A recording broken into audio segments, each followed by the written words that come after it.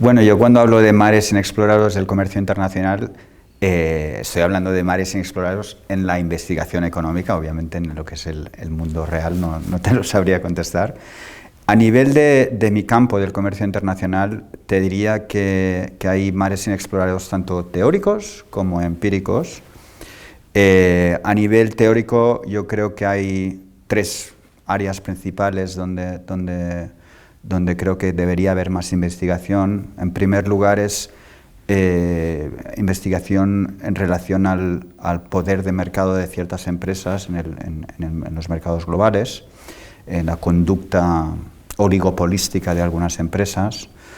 En segundo lugar, te enfatizaría cosas de seguridad nacional, que creo que obviamente a día de hoy son muy importantes, pero que quizá la investigación ha ido un poco más al ralentí.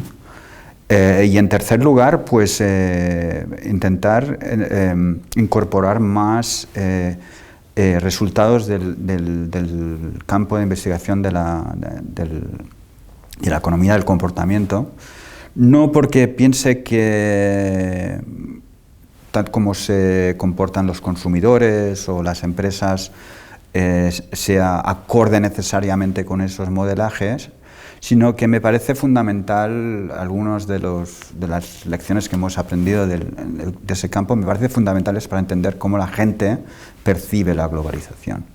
A nivel empírico, pues varias cosas, que quizá luego profundizamos, pero sí que te diría que hay mucha demanda tanto de académicos como de políticos, de gobiernos, demandas gubernamentales, para entender cómo realmente deglobalizados son los procesos productivos. Estas cadenas de valor global sabemos que existen, sabemos que son muy grandes, en algún caso sabemos bastante dónde están los diferentes productores, pero generalmente hay mucha información que aún no tenemos. Yo creo que se debería trabajar para intentar crear un mapa mucho más preciso de dónde están estas cadenas de valor global.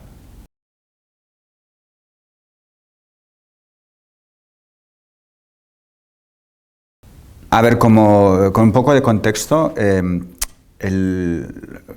la razón por la que me parece tan interesante profundizar sobre este tema es que realmente, si tú miras el comercio mundial y ves el papel de las empresas en ese comercio global, está claro que hay un porcentaje muy elevado de las exportaciones de gran parte de sectores que realmente se explican por un número muy pequeño de empresas.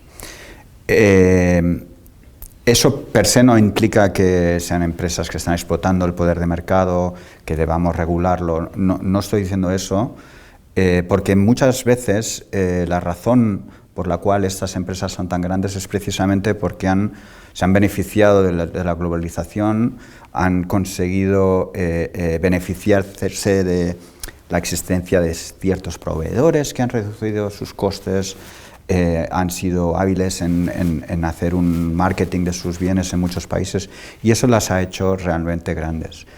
Pero dado que tenemos esta estructura industrial de las exportaciones, eso obviamente genera cuestiones muy interesantes para los investigadores del comercio internacional, en el sentido de que el tamaño pues, permite que estas empresas usen sus estrategias de precios, sus estrategias de entrada, no simplemente para aumentar sus beneficios, sino a veces de manera estratégica para intentar afectar las decisiones de otras empresas.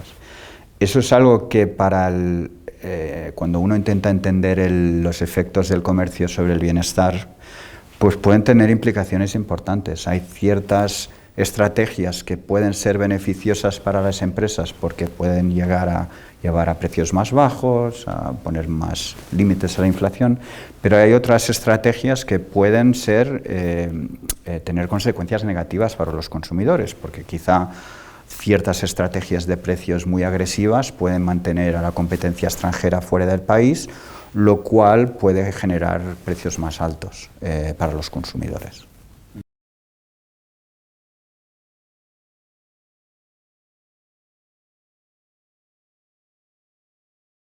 La interacción entre la política comercial y la seguridad nacional me parece un área absolutamente fascinante, donde obviamente hay mucha demanda para entender exactamente cuál es esa interacción, pero la verdad es que no hay mucha investigación al respecto.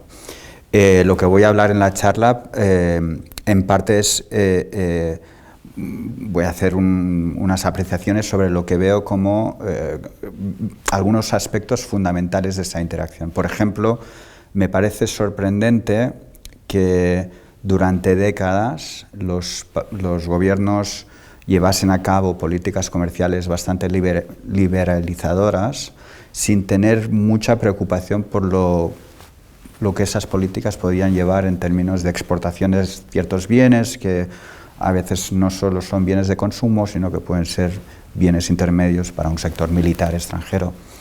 Y es algo que parece que los gobiernos le daban una preocupación cero, ¿no?, sobre esto. Y de golpe entramos muy rápido en una etapa o en una época donde de golpe la preocupación es enorme.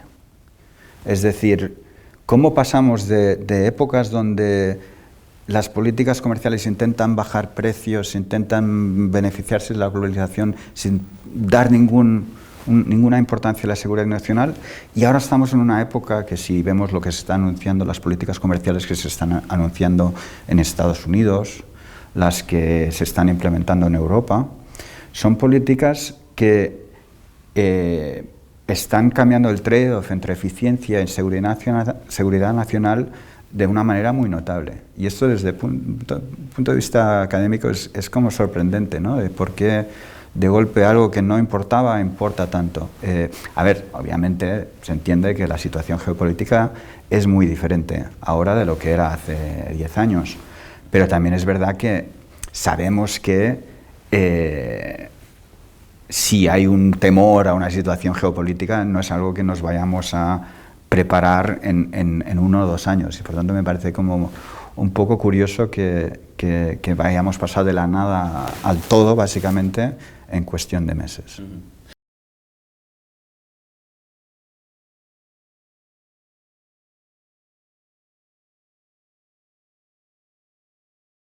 Como sabrás, durante muchas décadas el comercio internacional se veía como un ente pacificador.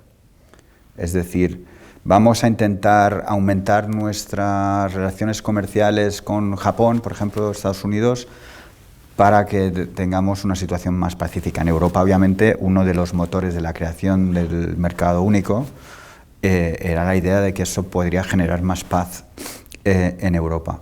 Y yo creo que como Estados Unidos enfocó el comercio con China, al principio, ¿no?, empezando en los 80, era también como intentar, sabemos que ese gigante dormido pues está despertando, vamos a poner una estructura que minimice la posibilidad de un escenario bélico en el futuro. Y era una doctrina que tenía sus sentidos. Si por ejemplo, nosotros producimos patatas y otro país produce coles y nos gusta comer las coles con patatas, pues sabemos que comerciar con ellos es bueno, porque si no comerciamos con ellos, pues nos tendremos que comer las patatas sin coles y ellos los coles sin patatas, y por tanto sabemos que va a ser costoso dejar de comerciar y estamos condenados a llevarnos bien. El problema, yo creo, en parte, es que a día de hoy no estamos intercambiando coles por patatas. Hay mucho comercio internacional en semiconductores. Los semiconductores no son algo que nos comamos, pero es algo que obviamente para los consumidores facilita mucho su vida. Si piensas en cómo funciona un móvil, lo que facilita tu vida un móvil, los coches, cómo se producen los coches a día de hoy, donde son mucho más seguros por todos los avisos que te dan. Obviamente los semiconductores tienen un elemento de patatas o coles, es decir, algo que a los consumidores les beneficia. Pero los semiconductores también son algo que han hecho las armas mucho más precisas y tienen ramificaciones bélicas que llevan a los países ahora a ver ese comercio con mayor preocupación. Las guerras no se hacen con coles o patatas, tú puedes tirar coles o patatas, pero no te va a llevar muy lejos, pero los semiconductores sí. Y eso combinado con el hecho que, como te comentaba antes, no tenemos una idea muy clara de cuáles son los participantes en esas cadenas de valor globales. Nosotros podemos exportar un semiconductor a China, pero no sabemos ese chip dónde va a ir. Si va a ir al productor de los iPhones o se va a ir al sector militar chino.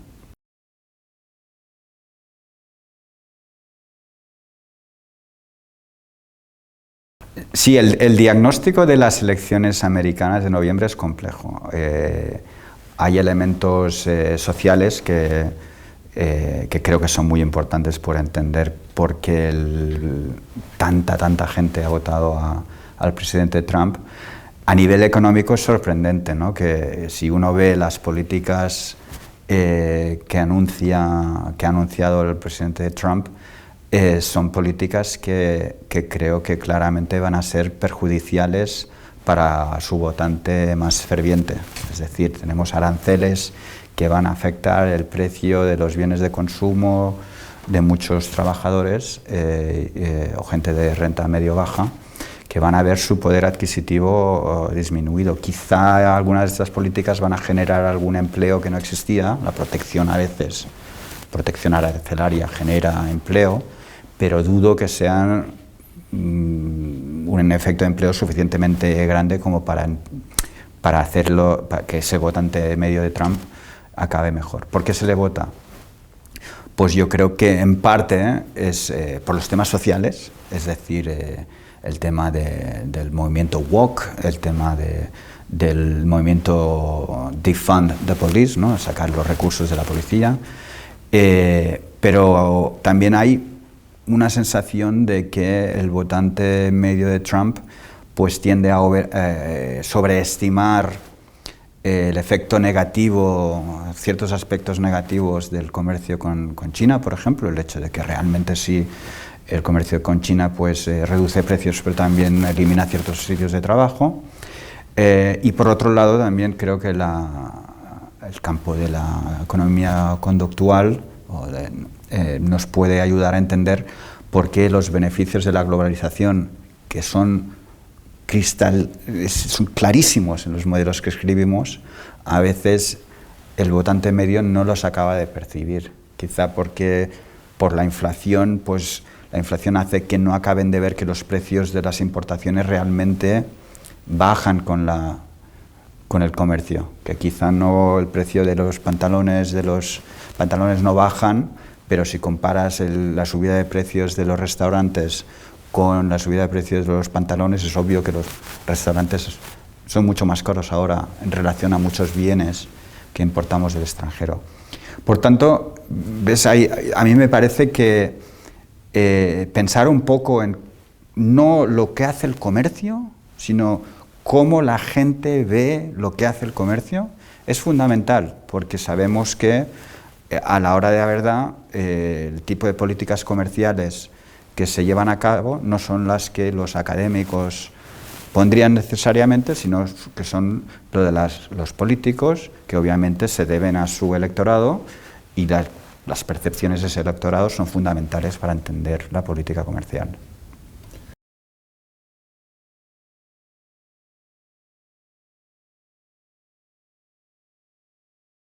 Por un lado, desde un punto de vista, lo que llamamos en economía, hay aspectos positivos y aspectos normativos. En materia positiva se trata de intentar entender qué acaba explicando el tipo de política comercial que se implementa. Obviamente, parte de los estudios positivos, el objetivo es, una vez hemos entendido cómo la gente piensa, nos puede dar una idea de si creemos que estas percepciones son erróneas o nos llevan a políticas comerciales que acaban no siendo favorables incluso para los votantes más fervientes, pues eso nos lleva quizá a pensar cómo debemos diseñar las políticas comerciales para minimizar esos costes.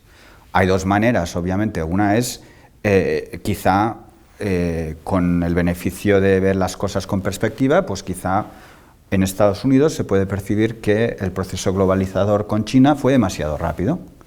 Y si se hubiese ido un poco más lento, pues quizá eso hubiese llevado a menos disrupciones y una mayor soporte a ese proceso.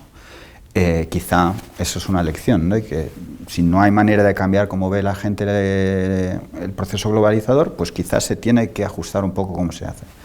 Por otro lado, hay obviamente la posibilidad de intentar, nosotros los académicos, para empezar, intentar explicar lo que hace la globalización un poco de una manera menos técnica, menos dogmática, y un poco más de una manera que la gente pueda entender más. Que obviamente nadie dice, o nadie debería decir, que la globalización es la solución de todos los problemas, que solo ha llevado a beneficios, pero intentar que la gente entienda cómo el proceso globalizador ha transformado increíblemente la economía de muchos países, cómo ha llevado a levantar a cientos de millones de personas de la pobreza, y que obviamente en ciertos países industrializados pues ha generado problemas de empleo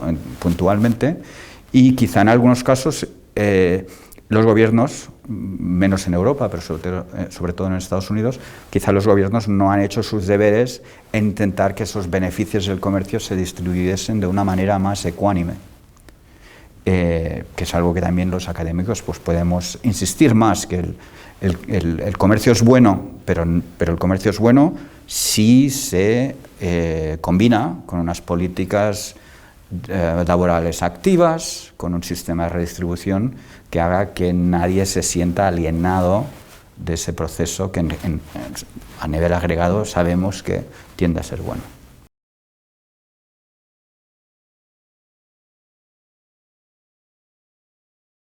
Por bien o por mal, el presidente Trump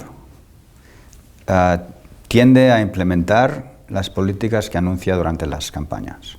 Lo vimos en el 2016, las elecciones del 2016, y luego lo que hizo a partir del 2017, que no todo lo que dijo que haría lo hizo, pero muchas cosas lo hizo. Y ahora es fácil decir que, bueno, ya lo sabíamos, pero no era claro, porque mucha gente pensaba que estaba como negociando una mano dura con las negociaciones con China. Por tanto, yo, a día de hoy, pienso que muchas de las cosas que ahora mismo se están anunciando, como un incremento muy notable de los aranceles con China, en algunos casos incluso del 100%, la posibilidad de que aranceles no solo con China, sino con países amigos, ¿no? Con México, con Europa, yo le doy una probabilidad bastante alta que pueda. Y entiendo que también eso generará mucha demanda del electorado de otros países, de decir, pues si ellos lo hacen, nosotros también. Yo veo un escenario, sobre todo a raíz de las elecciones de noviembre, donde vamos a acabar con mayor proteccionismo. También otro aspecto importante es que la Organización Mundial del Comercio, que es una institución que se creó precisamente para intentar evitar estas situaciones, es una institución que desgraciadamente está muerta, básicamente muerta.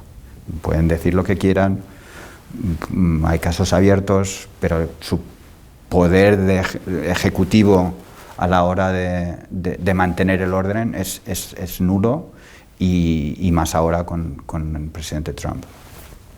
Por tanto, yo me avecino un futuro donde habrá menos comercio, pero sobre todo también habrá una relocalización del comercio, donde vamos a ver, como ya se ha visto en los últimos meses, más y más comercio dentro de bloques que geopolíticamente están más alineados.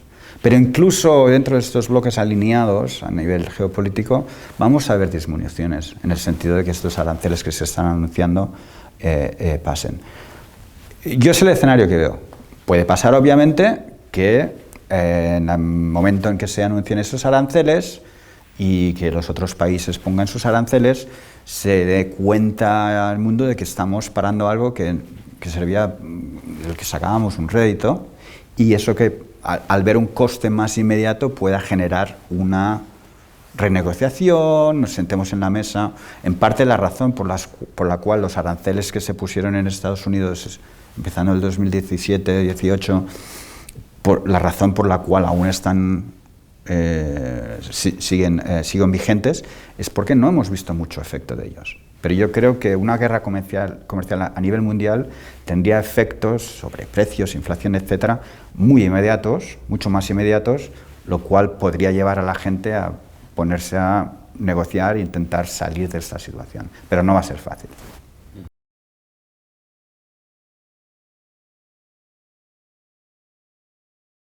Yo voy a hablar un poco de esto, voy a hablar de diferentes iniciativas que se podrían llevar a cabo para recabar datos que sean mucho más útiles, tanto para nosotros académicos como para los gobiernos, para intentar navegar esta situación actual. En ese sentido, a veces intentamos medir cosas que son muy difíciles de medir o que no tenemos la información, pero lo bueno o lo malo de las cadenas de valor global, yo creo que es bueno, es que son transacciones económicas que están inherentes en estas cadenas, que son transacciones que tienden a cruzar fronteras. Y vivimos en un mundo donde las transacciones que cruzan fronteras, pues tenemos registros muy precisos de esas transacciones. Por tanto, estamos hablando de una situación donde sabemos exactamente qué transacciones se llevan a cabo. A veces no lo tenemos todo porque quizá cuando exportas a una empresa china un semiconductor no sabes exactamente lo que producen, si producen un chip, a quién se lo va a vender en China. En el mercado doméstico a veces perdemos un poco ese registro, pero incluso en ese caso tenemos registros. En España, por ejemplo, tenemos el IVA, y a raíz de tener el IVA, pues hay una fuente de datos que te da información de transacciones dentro de un país. Y hay muchos países en el mundo que tienen IVAs. Todos los países de la OECD, menos Estados Unidos, tienen IVA. Por tanto, no es un tema de que no tengamos datos. Es un tema de que para entender estas cadenas de valor global, lo que necesitas es juntar datos. Es que un país se junte con otro país, miremos mis exportadores, enlazarlos con tus importadoras los enlazamos con sus transacciones domésticas, quizá estos importadores están exportando a terceros países. Los datos existen, lo que no tenemos es una combinación global de esos datos. Es un proyecto muy difícil, obviamente, porque el combinar datos de diferentes países, pues te surge problemas de seguridad, problema de qué se va a hacer con estos datos, a quién se los dejas, a quién no, pero es algo que con cooperación global se puede llevar a cabo.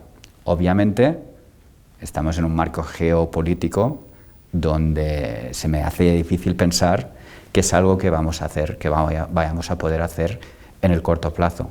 Pero quizás salimos de esta situación con un sentimiento de que no solo nosotros los académicos, sino también los gobiernos querrán saber más exactamente la geografía de esas cadenas de valor global. Y pienso que es algo que es factible. Obviamente, este proyecto de cooperación internacional es algo que se me hace difícil pensar que con la coyuntura geopolítica actual, pues es algo que se puede hacer en el corto plazo, pero sí que quizás salimos de esta situación en los próximos años con una sensación de que es un proyecto que va a ser necesario y que eso lleve a convenios entre los países. En el corto plazo, pues sí que puede ser, y lo explico un poco tanto en la charla como en el artículo en el cual se basa mi charla. Explico que a día de hoy ya hay empresas privadas que su business model, el modelo de negocios, es básicamente el recolectar datos que a veces se venden, hay países que venden sus datos de aduanas. En otros casos sabemos que esos datos no solo los tienen las aduanas, sino que lo tienen las empresas. Y a veces se pueden comprar datos de empresas, oye, dame tus ventas en los últimos años y tal, y estas empresas invierten en recolectar datos porque los datos, la economía de los datos es fundamental y saben que le pueden sacar un rédito a esa inversión. Y quizá estas empresas pues, pueden tener como clientes no solo a otras empresas que querrán saber lo que sus competidores están haciendo, sino que quizá los gobiernos pueden intentar firmar convenios de colaboración con esas empresas.